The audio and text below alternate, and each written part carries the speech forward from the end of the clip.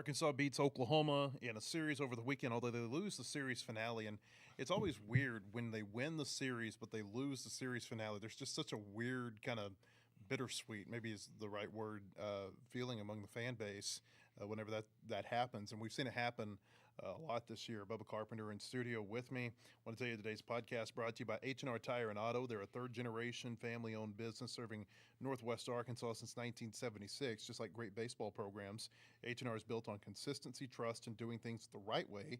No shortcuts and no gimmicks at H&R Tire and Auto. Also brought to you by Eggland's Best. When it comes to your game day, you want the best in your lineup. That includes your eggs. Eggland's Best delivers more of the nutrition you need with 6 times more vitamin D and 25% less saturated fat than ordinary eggs. You can score now with Eggland's Best. Better taste, better nutrition, better eggs. Visit egglandsbest.com for more information. Also brought to you by Southern Loft. They believe that your home should reflect your unique personality. That's why they offer a wide variety of stylish furniture pieces that are perfect for any taste. Whether you're looking for a new sofa for the living room, a sleek dining table for your kitchen, they've got just what you need. When you're looking for that piece of furniture that reflects you, visit Southern Loft at 3155 North College Avenue in Fayetteville or call 479-856 6100. Appreciate you listening or watching wherever you are. Maybe you're on YouTube. We put our video there from each podcast. We also put it on Facebook and Twitter. We post our podcast every day on Apple Podcast and Spotify. Just search Whole Hog Sports on any of those platforms, and you can find our latest show. Bubba Carpenter here. I think this is the third time this year that Arkansas has won an SEC series by winning games 1 and 2, but losing game 3. Happened against South Carolina, happened against Missouri, both of those on the road, and I think there was some disappointment in losing game 3 to both of those teams because they're so low in the SEC standings. I didn't think Arkansas played very well in game 3 in either of those games, especially offensively. That was the thing that stood out to me about both of those was their bats just kind of totally disappeared in game 3 in both of the Columbias. Yesterday the bats were there, but we continue to see, and I feel like it's been this way for the better part of a month, that Arkansas just is really struggling to put together 3 solid days of pitching. We remember what happened with Georgia, obviously, who could forget it, game 3, and Oklahoma felt like a little bit of a watered-down version of what happened against Georgia. But even like last week, Bubba, when they played Ole Miss, the reason that the pitching, I think, was so good in game 3 was because they got hammered and had to kind of pitch off a little bit in game 2 and save their arms for a game that they felt like they could win in game 3 against Ole Miss. That's the big concern with this team.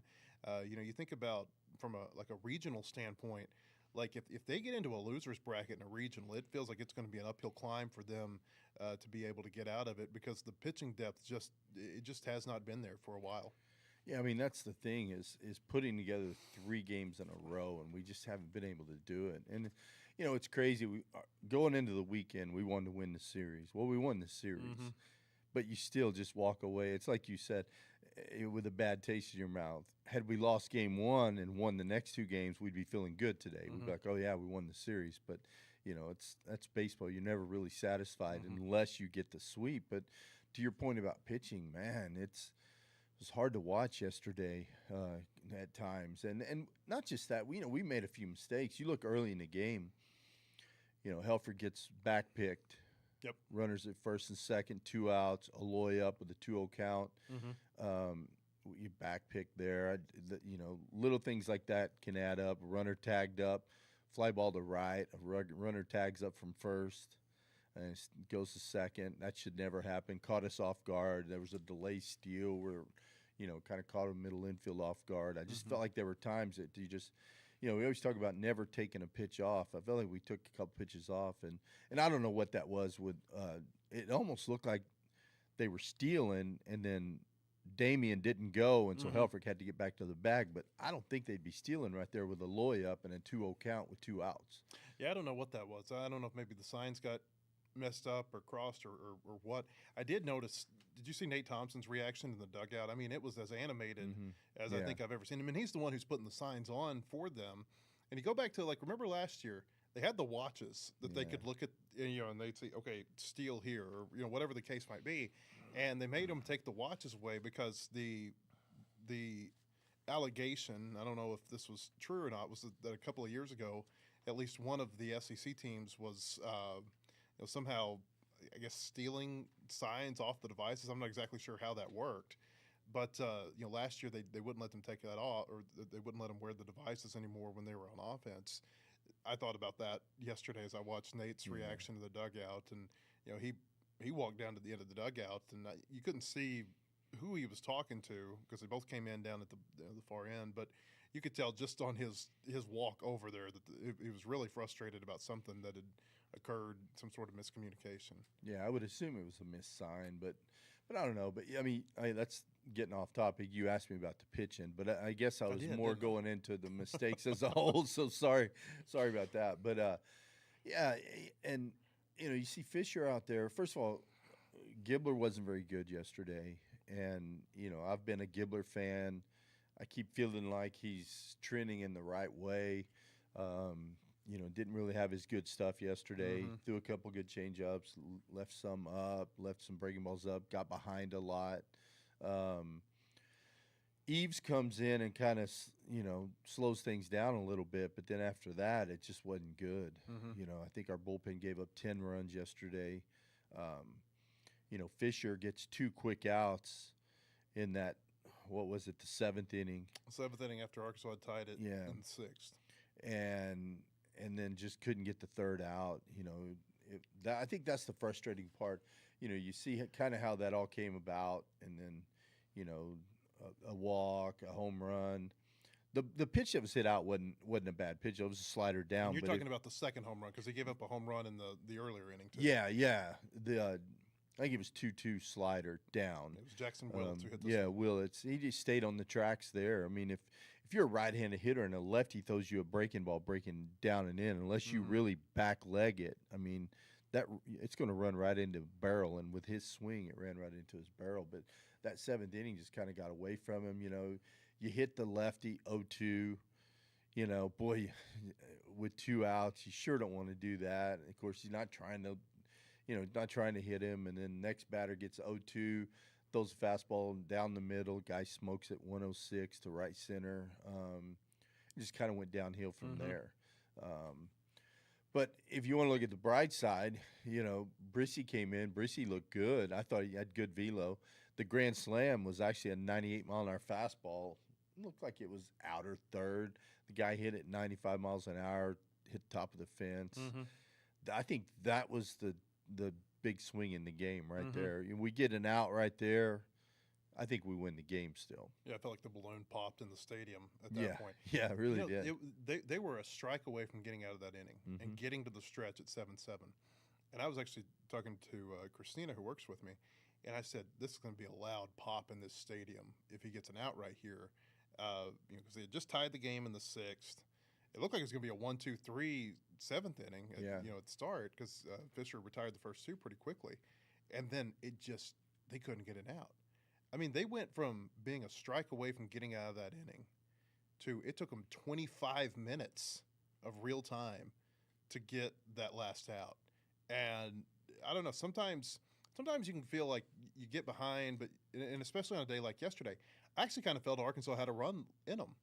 And they did to a certain extent. They got it back to 14-10, but I thought they probably had – I thought they had more runs in them than they ended up getting over the last, 3 innings of the game. But, boy, it just took forever. And the way that top of the 7th just droned on, people are leaving the ballpark. I think it kind of started raining at some point, maybe in the 8th. It was just – I don't know, it's a weird thing. Yeah, it was. And it was – it's tough to sit through when it's like that, but – you look at baseball, Matt. I mean, hitting's contagious. We see it with our guys. Once we get on a roll, we saw it the day before with our guys in the 8th inning. Well, you probably saw what Skip Johnson told me yesterday. He said that inning that we had today, I watched the same inning them have it. Arkansas, them being Arkansas, have that yesterday. So I think in some ways, Oklahoma feels like this thing kind of evened out a little bit because – they felt like they kind of had the game in hand going into the bottom of the 8th on Saturday. Arkansas puts together the big inning, and they kind of returned the favor in Game 3. Yeah, and so you can, I guess if you're a glass half full guy, you can say it wasn't really bad pitching. It was just good hitting by OU, good 2-strike hitting. Or you can say, well, we left too many balls over the middle of the plate. I think it's how you view it. I think it goes back to that whole, you can watch a baseball game and pick out 50 positives or 50 negatives. But I do think we have to make better pitches, especially you know how I feel about the 0-2 thing. Yeah. There are too many 0-2 balls hit hard. I think that's the part that frustrates me. But give OU credit. They battled yesterday, and I feel like they, I hate to say they wanted it worse than we did, but I think their backs were against the wall, and they really had to have a win. But I did like the way we battled back and tied the game. Little things that I love. I like Kozier's home run yesterday. Takes a 3-1 fastball down and away for a strike, and then gets a 3-2 fastball in the zone and hits a home run. Those are the at bats that I really like because it's a hitter not afraid to hit with 2 strikes. And you saw us hit. I wrote it down. We had 6 2-strike home runs on the weekend. I mean, that's big. That's us battling. I don't even remember how many. We had, I think, 3 7-pitch home runs because Phil and I were talking about it on the air, how 7-pitch home runs. That means you got guys up there battling, fouling off pitches, and then when they get a mistake pitch, hammering it, just kind of like OU did to us. So you're right. It was similar on both sides of it. But at bats like that show me a lot of confidence in a hitter, to be able to take the 3-1 pitch, get the 3-2 pitch you like and hit it over the fence for a 3-run homer. That's what I like. I think what surprised me the most yesterday was the long leash they gave Colin Fisher in the 7th inning. It wasn't so much bringing him back out for the 7th after they had tied the game, and especially not after he got those first 2 outs. Third batter gets on with a walk. Like we said, Willits, it was over the plate, but like you said, it's low in the zone, and the guy just kind of golfs it out of the ballpark. And it's 9-7. But it felt like when it was 9-7, Bubba, that the way the ball was flying out of the ballpark yesterday, a 9-7 lead is not a safe lead. It was the long leash they gave him when you've seen so many times with him in SEC play. I mean, his SEC ERA is like 13 and something right now. His SEC WHIP is well over 2. It was that long leash where it was okay. Next guy gets on, hit by pitch. Next guy gets on with the single. Next guy and I don't know. They had McIlvain up, and you heard Dave Van Horn say afterward that he was kind of hesitant about double. I think he said double dipping with him because he had pitched 20 pitches the day before. Boy, I felt like letting Fisher go for as long as they did, and it kind of felt like he just wasn't going to get an out right there in that moment. That was the difference in the game. It wasn't necessarily the Mark Brissy pitch where the guy hits a grand slam. It was the fact that maybe they just didn't, I don't know if go for it's the right word, but the game felt very winnable still when they were down 9-7. It did not feel winnable when it was 13-7. Yeah. I think they were just hoping they could get one big pitch out of him to finish that inning. I understand him facing the lefty, but he hits him 0-2. The next guy gets ahead 0-2. And I think they were seeing that he still had some quality pitches in him, and I think that's what it was. I think sometimes you trust your eyes and you see good pitches. You're like, okay, he's going to get through this, and then it just doesn't happen. Why do you think he struggles so much against SEC teams? Because I mean, he's so good. He was so good in the non-conference on the weekends. He was the best pitcher they had the first 3 or 4 weeks of the season. I guess first 3 started to kind of go sideways on him on the 4th, and then he's been really good in the midweek. And I understand the midweek competition's not what they're seeing on the weekend, but they're playing some good teams in the midweek. Like he came in, I thought he pitched pretty well against Missouri State, who's one of the better hitting teams in the country. Why do you think it goes so different for him on the weekends? Because it just has not gone well for him in SEC play this year. I mean, SEC hitters are good. Is it the velocity? I think when you throw 91, you got to be able to locate your fastball. You got to be on those righties. You got to be able to get in on the righties. And I think he's just not able to locate that fastball in enough. And then you start relying on your off-speed pitch. The slider's really good. It's a good pitch. But you can't rely on it too much. I think he's got a good changeup. I wish he would use his changeup more. But I think that's it. I think just the inability. You got to pitch off your fastball. Even if you throw 90-91, you still got to be able – they have to respect your fastball. So you got to be able to come in with that fastball and try to hit that inside corner. And I think that's a lot of it. It's just not being able to locate that pitch where there's times when he's good, he can use the fastball to set up his off speed. I wanted to read you this stat. This is from Daniel Shee. He covers the Razorbacks for the On3 site here in Fayetteville. He tweeted this today. He said that Arkansas in 2-strike situations, because we've talked about, you talked about this, and I even wrote about it. Oklahoma, they had, I think, 8 of their 13 hits yesterday were with 2 strikes. 5 of them were RBI hits. I think 3 of them were home runs.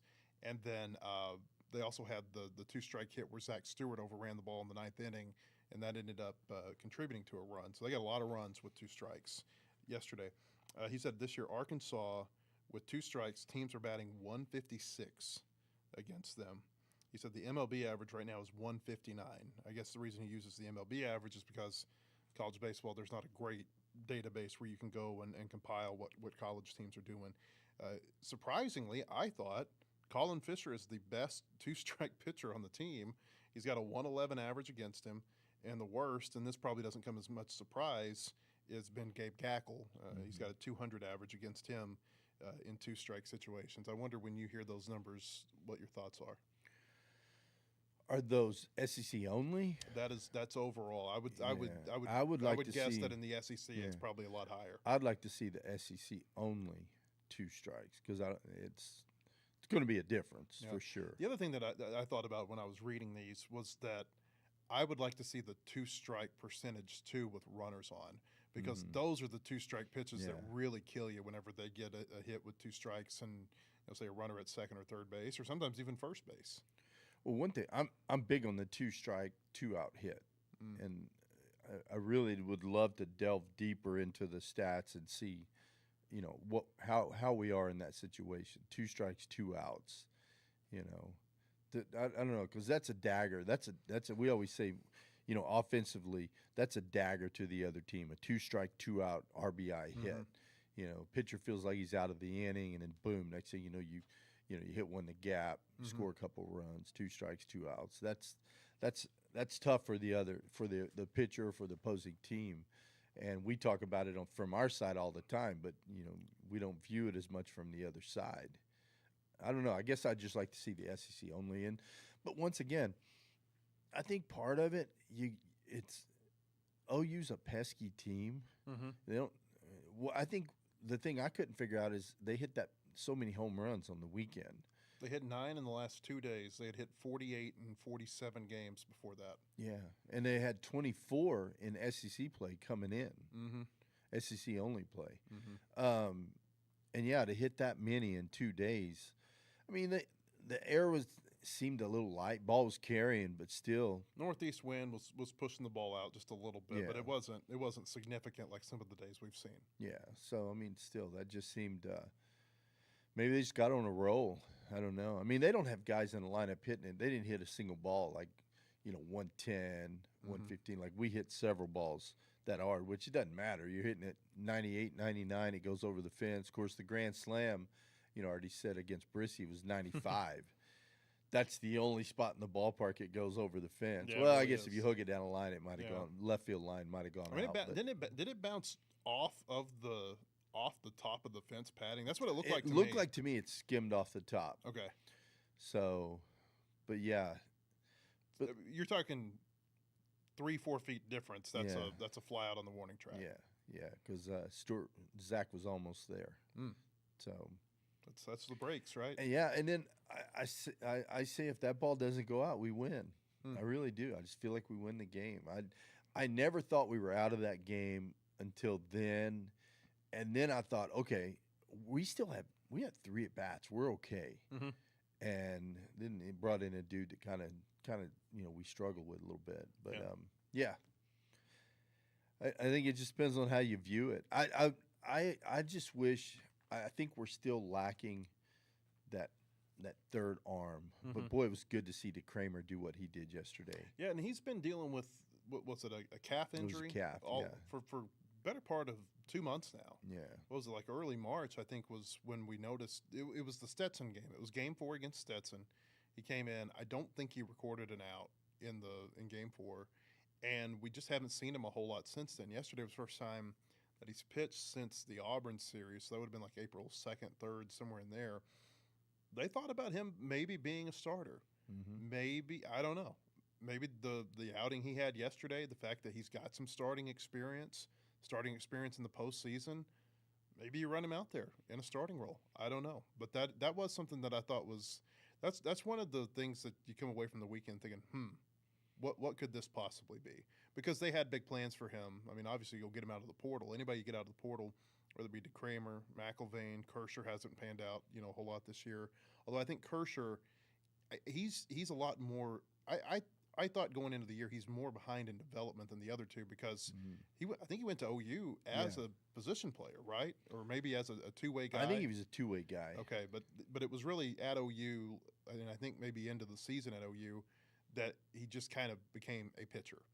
So all of that's to say, DeCramer, I feel like they had big plans for him to be a big part of the staff this year, and it's kind of been easy to forget about him because the outings that he had prior to yesterday just hadn't gone so well.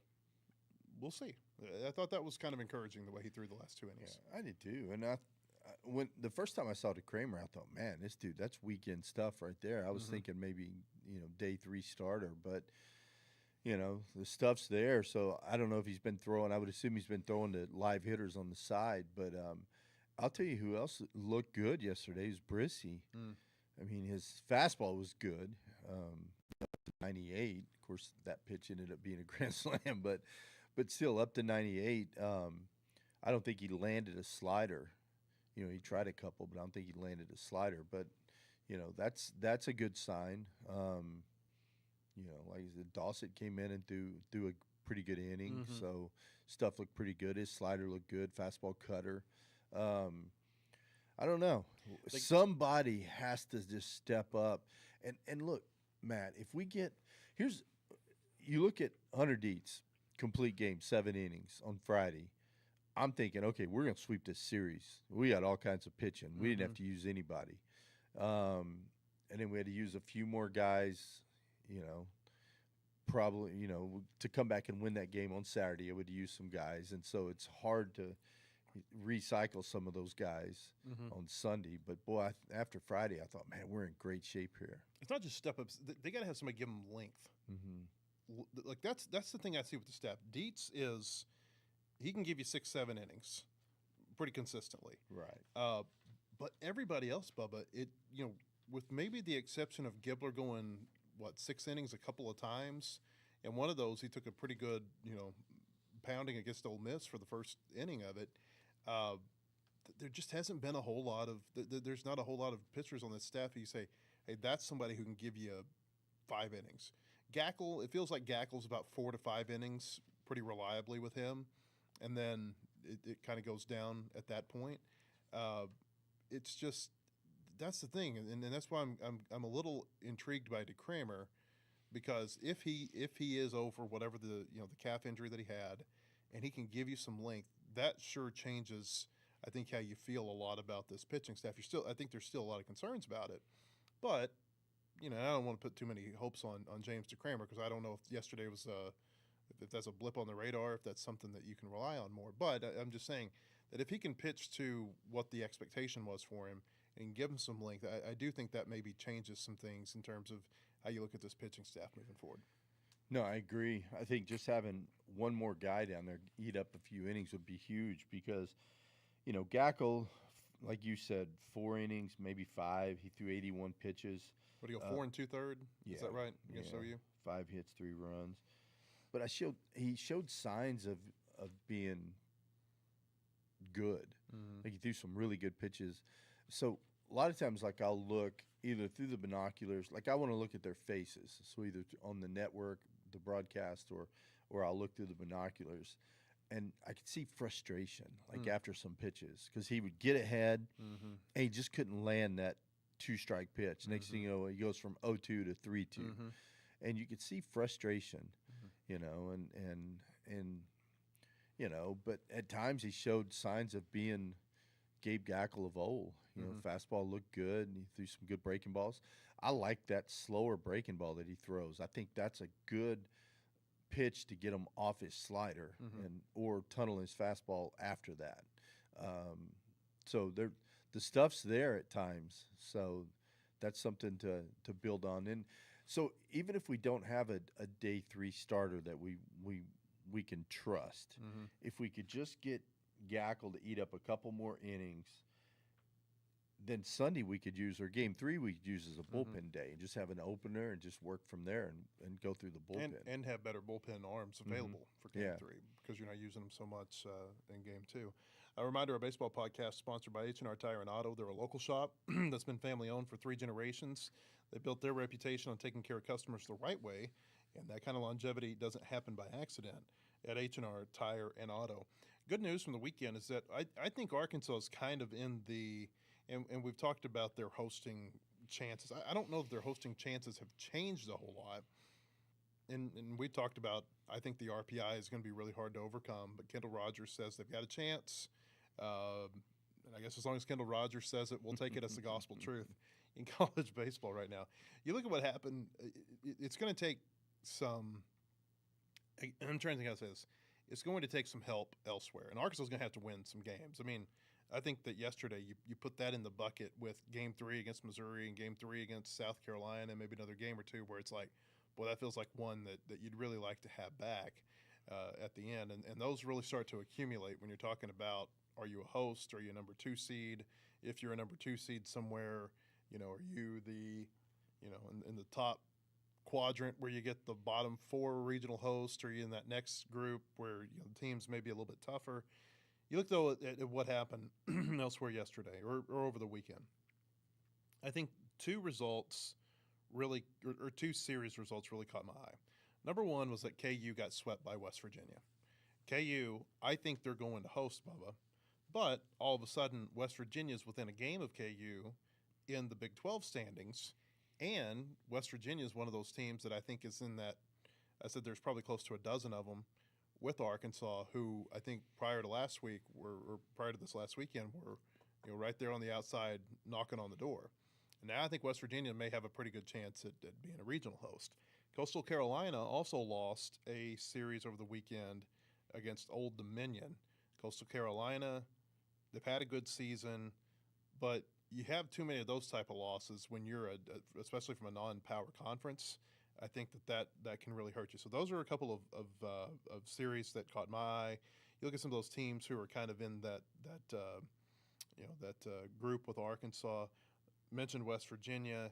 I think Ole Miss is in that group with Arkansas. They beat A&M 2 out of 3 over the weekend, so it was a good weekend for them in terms of staying in the hosting picture. All of a sudden, Oklahoma State has popped into the hosting picture. They swept TCU in Stillwater 2 weeks ago. And then over this weekend, they went to Arizona State and won a series. And all of a sudden, they're not going to win the Big 12, but they're becoming a team that's moving up the Big 12 standings a lot. So those are some teams that I think are right there. I'm trying to think of who else. I looked at Wake Forest. They played Western Carolina, I think, over the weekend. I don't know that moves them one way or not. Oregon is a team that Kendall talked about when he was on our show last week, of saying that as of last week they would be a host, but what's going to happen to them? Well, they had UCLA on the ropes. They beat UCLA, first time that UCLA's lost a Big Ten game this year, and they had them on the ropes in Game 3. UCLA comes back and wins it. So I don't know what that does for Oregon. I think the fact they beat UCLA in the first place even just one time probably helps them a little bit, but we'll see. Nebraska, they swept Iowa over the weekend, but they've still got that Ohio State sweep that they've got to deal with.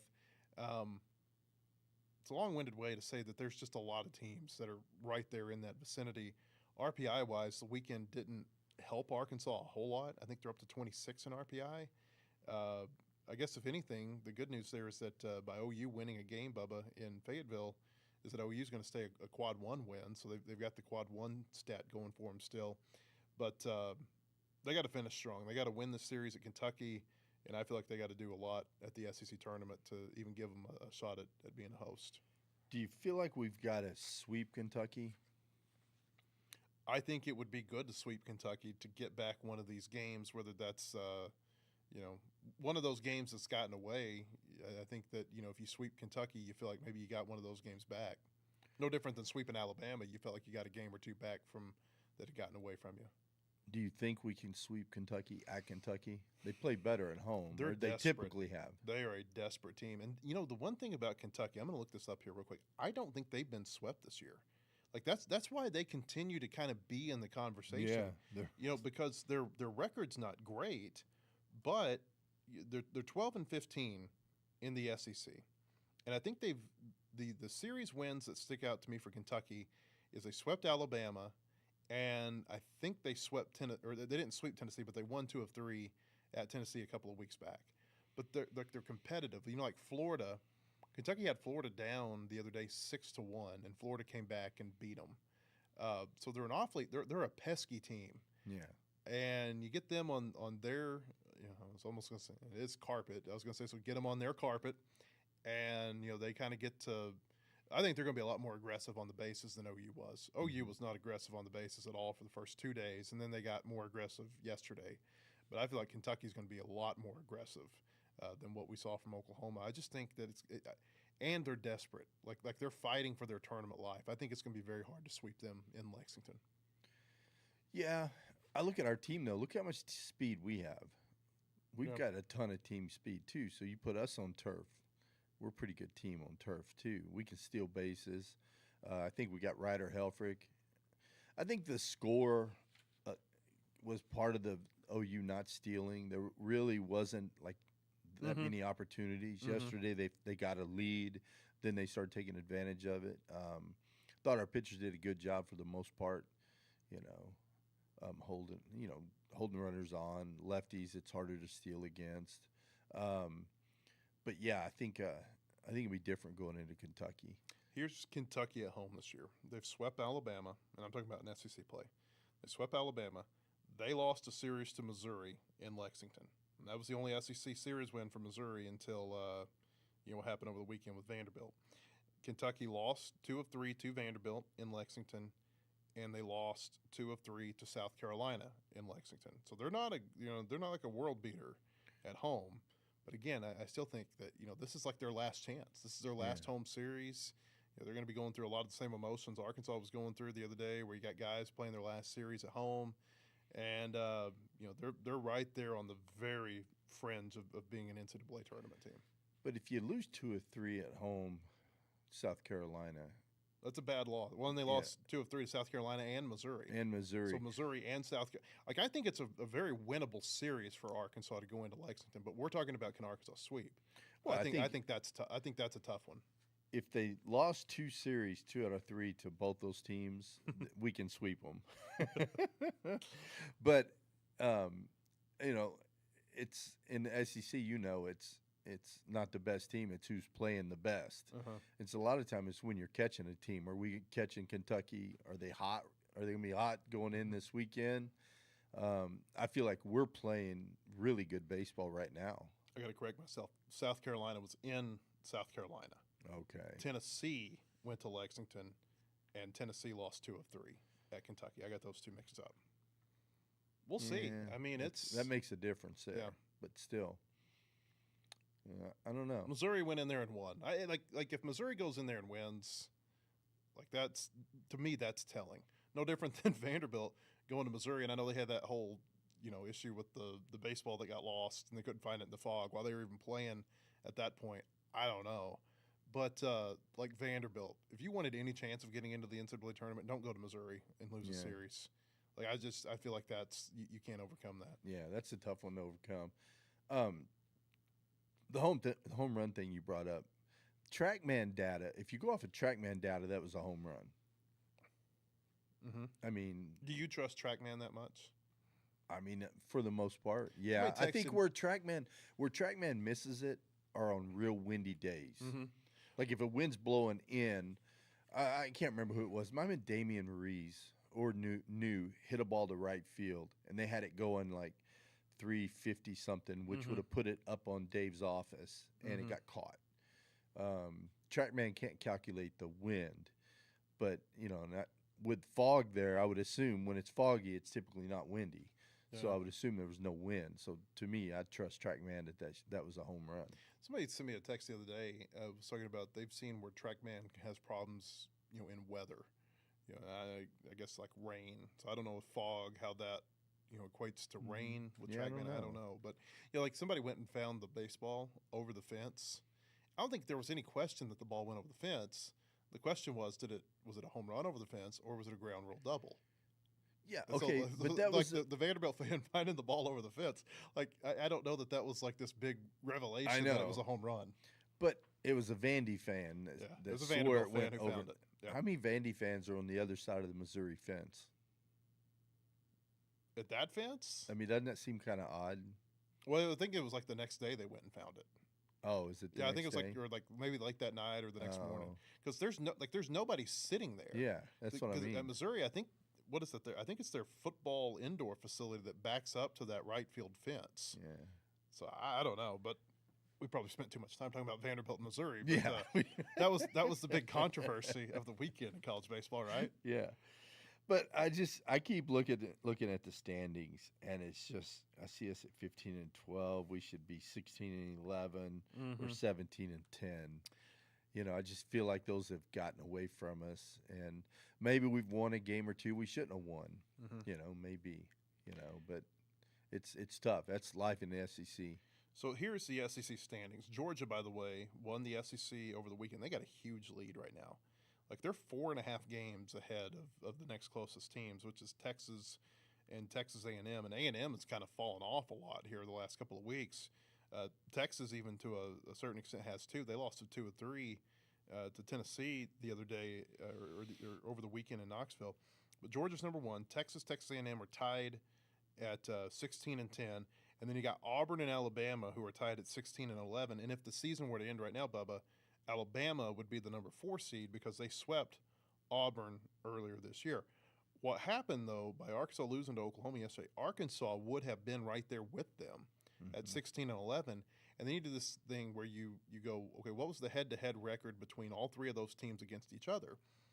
It'd be Arkansas 4-2, Alabama would be 3-3, and Auburn would be 2-4. So Arkansas would be the 4 seed as of right now had they won that game against Oklahoma.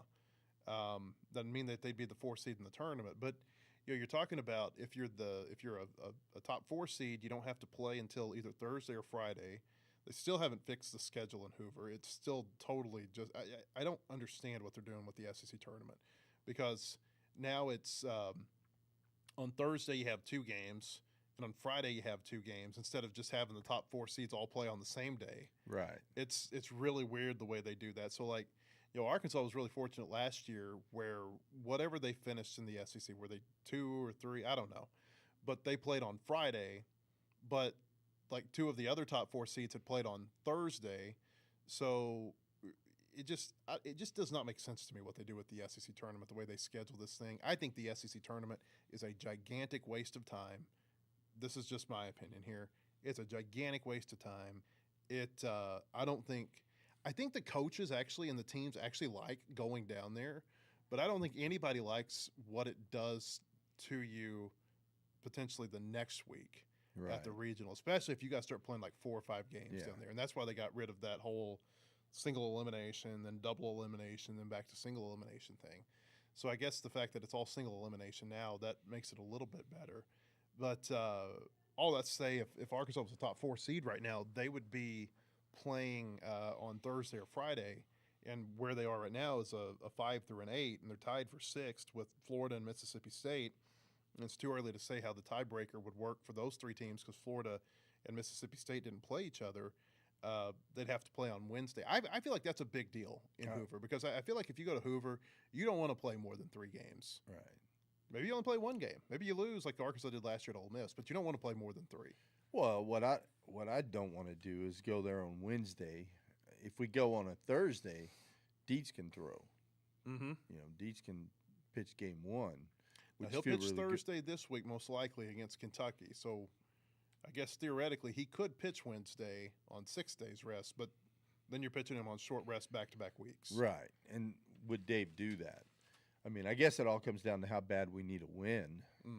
But boy, that's why you look back at Mizzou and South Carolina and yesterday, and you're like, gosh, just get one of those, one of those wins. 2 would be great. But I mean, so you look at the matchups this weekend.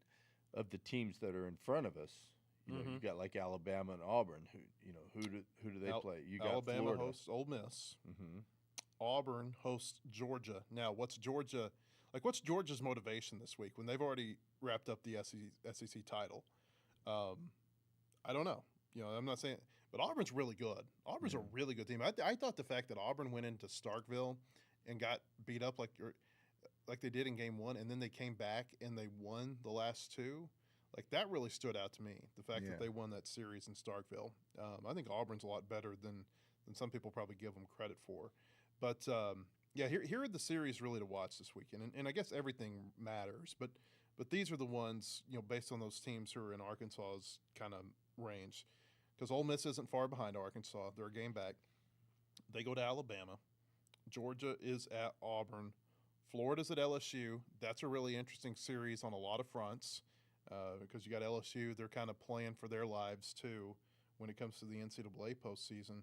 And then Mississippi State goes to Texas A&M. A&M, you know, they're not going to win the SEC obviously because Georgia's already done it, but you know, they're trying to be a top 4 seed. They're trying to stay in that conversation, you know, maybe be a top 8 national seed and get home field advantage in the playoffs. So there's a lot of competitive series this weekend. I guess that shouldn't be too much of a surprise because it is the SEC.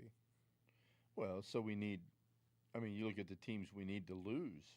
You know, we need Auburn to lose. We need Mississippi State to lose. You need A&M to beat Mississippi State. Yeah. You need Georgia to beat Auburn.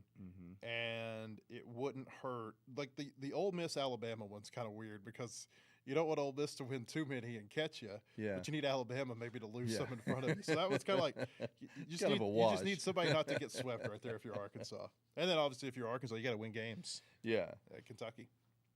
I mean, I don't know. I just feel good about it. I feel good about the way, you know, I watched the guys in BP and watched them yesterday in the dugout or over the whole weekend, and I like the team. And I'll tell you, you know, it's not baseball related, but it kind of is. You were probably doing interviews after the game, but after the game, the moms all had their. I was down on the field because I was talking to Skip Johnson yesterday, so I saw all of this. Oh, I just sit there and watch the moms come out on the field and the families, and you know, it wasn't.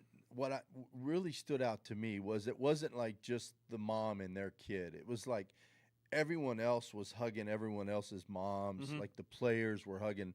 You know, that tells me that it's a close-knit team, and the parents get along.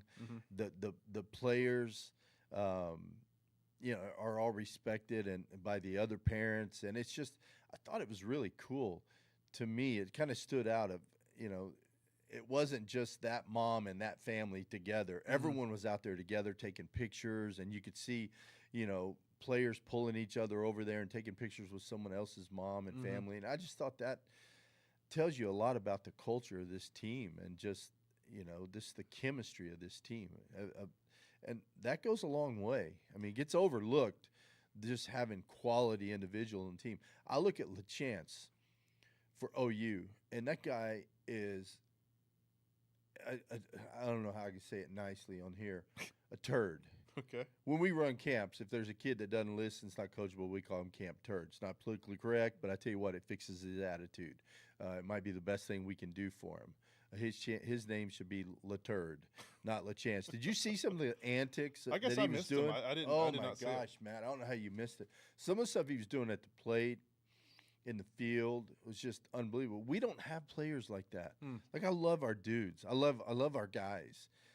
They all get along, and I don't know. To me, that stood out. It says a lot about the chemistry on the team and the kind of dudes we have. And you got to have those kind of guys when it gets late in the year. Guys are tired, fatigued. Boy, you get a team that's close knit and sticks together, could play a long time. I need to start watching my games through the binoculars like you do. I do. I don't know. I watched the didn't see it. pitcher. Like there were a couple guys tipping pitches yesterday, and I love picking that up. And yeah, I mean it's something. By the time I figure it out, it's too late to go to the coaching staff and say, "Oh, hey, so and so's doing this." But yeah, there were guys tipping pitches. So I love looking at it, and it's hard to see. Like I picture from the batter's box, what can you see from the batter's box? And so I'm looking through the binoculars to try to get that same view. I did want to mention one thing real quick. Arkansas scored 34 runs this weekend. I think that's the most runs they've had in an SEC series all year, and that kind of stands out because they had 22 in one game against South Carolina. Yeah, and think about the staff they scored them off of. This is a frustrating staff to face.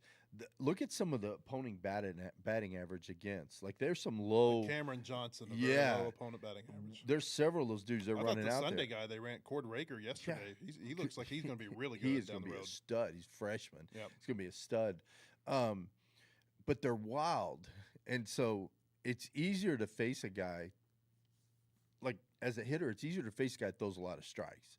If I know you're around the zone, then it's easy for me. I pick a zone, I stay with it, and eventually you're going to throw a pitch in that zone. But when you're wild like that, it is so hard. So I was so proud of our hitters for going up there and battling. You know, we talked about the 7-pitch home runs, a lot of 2-strike hits. The big inning we had, we didn't hit a single home run, but we strung a whole bunch of singles and doubles together. Which is hard to do in the SEC. But I just thought our approach was great against a team that's really frustrating to hit because those guys aren't fun to face. They're really not because they're, they might throw 2 at your head and then they might paint 3 away. I mean, you just don't know. Yeah. So I thought our hitters did a really good job of scoring a lot of runs against a staff that's hard to score against. They won the series, and I think that that's the thing. It's like, again, I go back to what I said at the top. Like it's really easy to forget they won the series when Game 3 was as frustrating as it did. But I think if you were to poll people, say on Thursday of last week, hey, what's the number one thing you want to come out of the weekend with? They would say a series win, 2-1 series win. They'd love to sweep, but that they got the series win, and they've put themselves they've kept themselves, I guess, in contention for all the things they want. Top 4 seed in Hoover.